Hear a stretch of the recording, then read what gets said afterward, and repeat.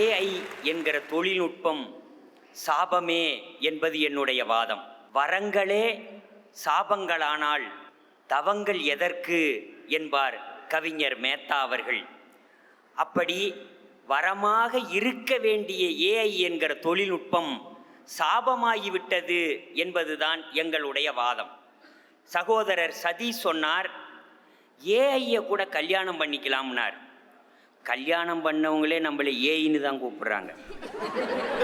அப்புறம் ஏஐயே கல்யாணம் பண்ணலாம் ஒன்று தான். இப்போ வேலு நாச்சியார் 6 மொழிகளை மொழிபெயர்த்தார் அப்படின்னு சொன்னார்.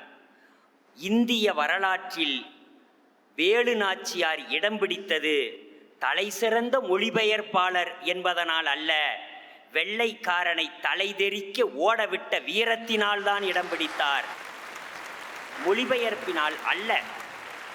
எங்க அக்கா சாந்தாமணி வந்தாங்க, செவப்பா இருக்கிறவங்க பொய் சொல்ல மாட்டாங்க அப்படின்னு பேசின 10 நிமிஷம் பொய்யா சொல்லிட்டு உக்காந்தாங்க. அது மட்டும் இல்லை, கருப்பு மேலே உங்களுக்கு ஏன் அவ்வளோ வெறுப்பு? ஒன்று சொல்லட்டுமா, இந்த உலகத்தில் உழைப்பின் நிறம் கருப்பு. செவப்பா இருக்கிறவர்கள் உழைப்புக்கு அப்பாற்பட்டவர்கள், அவர்கள் உழைப்பின் பக்கம் வராதவர்கள்.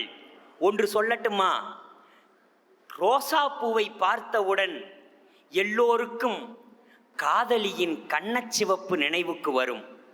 ஆனால் பாவேந்தன் பாரதிதாசனுக்கு மட்டும்தான் உழைப்பாளியின் கை சிவப்பு நினைவுக்கு வந்தது. சித்திர சோலைகளே, உமை நன்கு திருத்த இப்பாரினிலே, எத்தனை வீரர்கள் ரத்தம் சொரிந்தனரோ உந்தன் வேரினிலே. ஆர்த்திடும் எந்திர கூட்டங்களே, உங்கள் ஆதி அந்தம் சொல்லவா?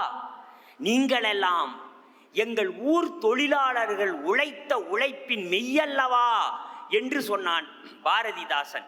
இந்தியாவிலேயே முதலில் 1923ஆம் ஆண்டிலேயே, நூற்றாண்டுக்கு முன்னாலேயே மே தினத்தை கொண்டாடியது சென்னை மெரினா கடற்கரையில் தான்.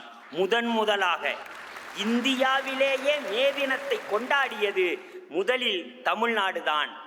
1919 இந்தியாவிலேயே தோற்றுவிக்கப்பட்ட முதல் தொழில் சங்கம் சென்னை தொழிலாளர் சங்கம் என்பதுதான் இந்தியாவின் முதல் தொழில் சங்கம்.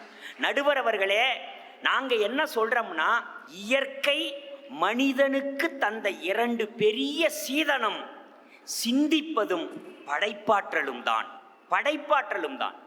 இந்த 2ஐயுமே உங்கள் ஏஐ காவு வாங்கி இருக்கிறது.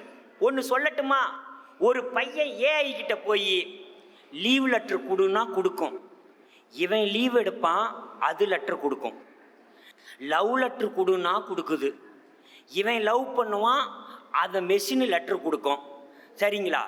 அதுக்கப்புறம் இவன் என்ன கேட்டாலும் கேட்கும். சார், வாத்தியார் ஹோம்ஒர்க் கொடுக்குறார், இவன் செய்யணும்னு தானே ஏஐ கிட்ட கொடுத்து அந்த ஹோம்ஒர்க்கை செஞ்சு கொடுத்துரும்.